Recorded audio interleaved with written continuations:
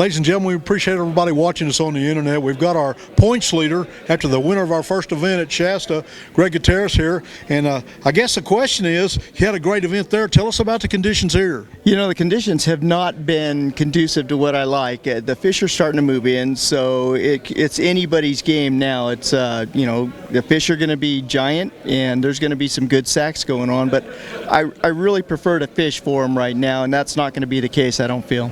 Well, let me ask you this. You know, we've got some weather coming in, maybe even as early as tonight, some, but tomorrow evening and then Friday morning it's supposed to be, you know, pretty heavy storms and stuff. How do you think that'll affect the fish and the way they're caught this week? I'm actually looking forward to that, to be honest with you. I prefer, like I said, I prefer to fish. Now, we had a tournament here a couple of years ago, where I was coming down to the points race for the final, and I made a top 10, and the conditions were similar to this, so I'm kind of hoping that still plays out. You know, but we'll see what happens when the weather moves in. I think the fish will start biting again. Yeah. Well, you know, this is going to be a feast or famine tournament. There's a lot of guys that say they're catching some really quality fish, but not a high number of them. So You're going to see some small, medium, and large sacks. I agree 100%. There may be sacks as small as 6 and 7 pounds, and we could see 35, 38 pounds, close to 40.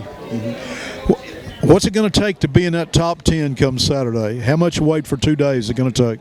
I think the 30-pound weights are going to go for the first day, and we'll have a couple of flip-flops the second day, but I think those fish are going to run out. In order to keep going, you're going to have sustainable numbers of fish, and you either better have 1,000 waypoints or you better be running the bank later on in the day. So I think it's going to fall off maybe in the low 90s to mid-80s.